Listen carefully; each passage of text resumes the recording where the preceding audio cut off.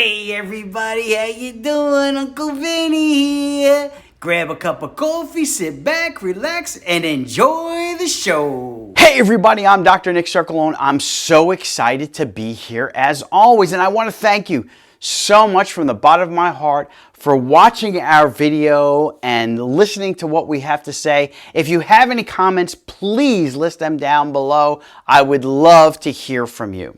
Today, we're going to be talking about encouragement. Last week, we talked about self-discipline. The week before that, we talked about self-absorbed.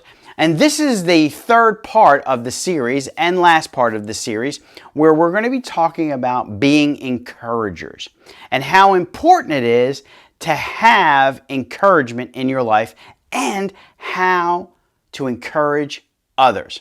I want to first start off with reading a passage from the Bible from 1 Thessalonians 4:18, and it says, "Therefore, encourage one another with these words."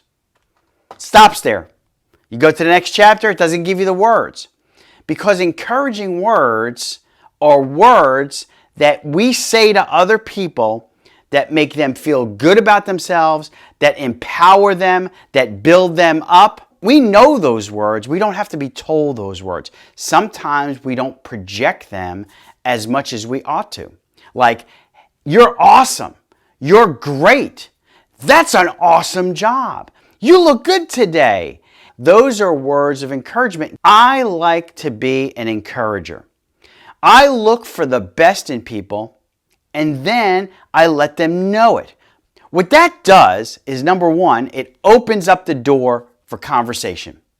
And number two, it takes away a possible barrier that might be there. Because once you start encouraging people, the barriers fall away.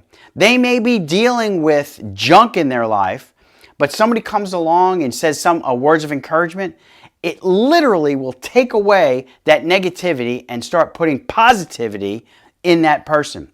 I see it all too often.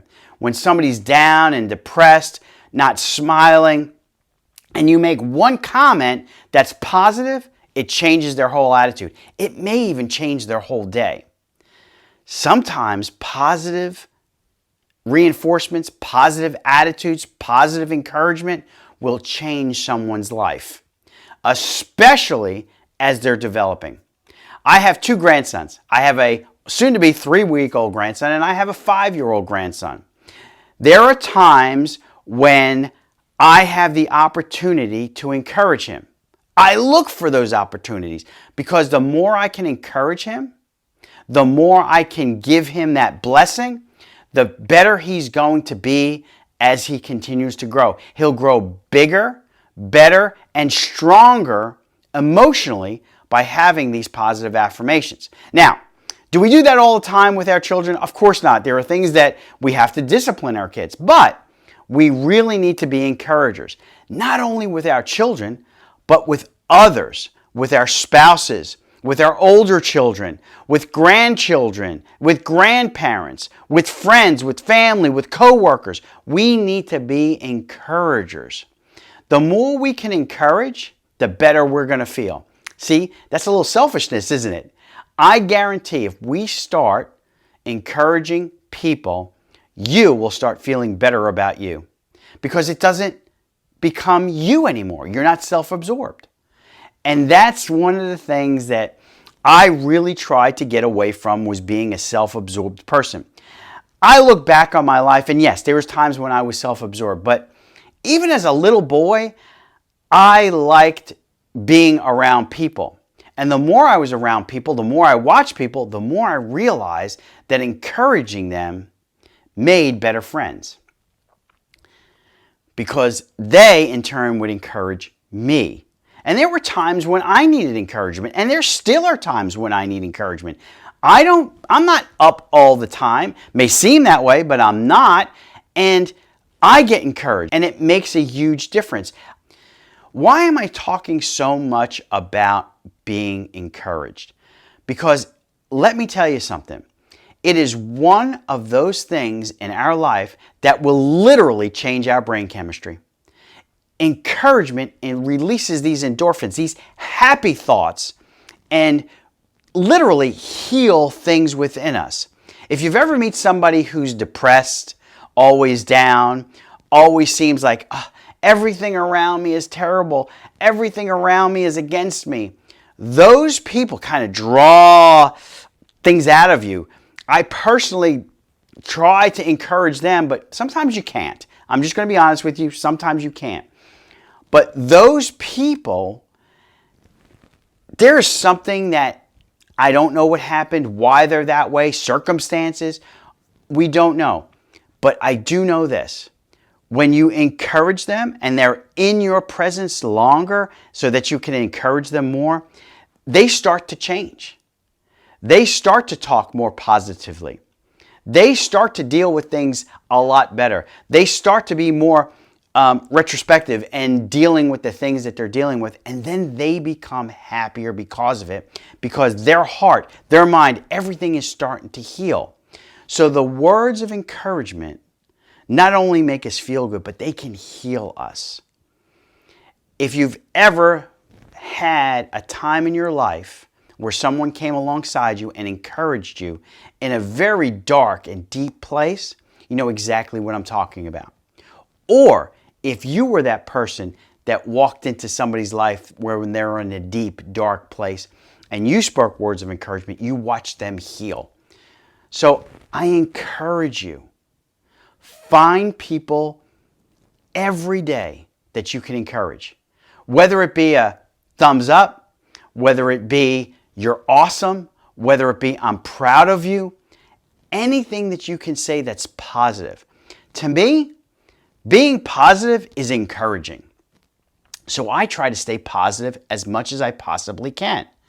No matter what the circumstances are, I choose to be positive in every situation, regardless of what it is. Now, we were going through this small series that I did because I listened to a pastor called Craig Rochelle, and he talked about this whole thing about being prepared and being ready before something were to happen. He talked about being predetermined. He talked about the 168. All of this is super important. I'm going to put a link in the description below for his series. I urge you to watch it because you will not only be encouraged, but it'll uplift you as well. I'm all about looking at things that are happy, looking at things that are encouraging, looking and reading and getting things where it's going to build me up rather than take me down. I don't know about you, but the news lately, been depressing. Don't even want to watch it. It makes me crazy, number one, because I can't do anything about it. And number two, it's just sucking the life out of me. Everyone around me feels that. I'll tell you a little quick story about the news and how it affected me personally. Years ago, when I was doing talk radio, because I did talk radio from probably 1996 till about right before the pandemic, about 2020. And I love doing talk radio. I have a blast doing it. But at one point, it got extremely political for me.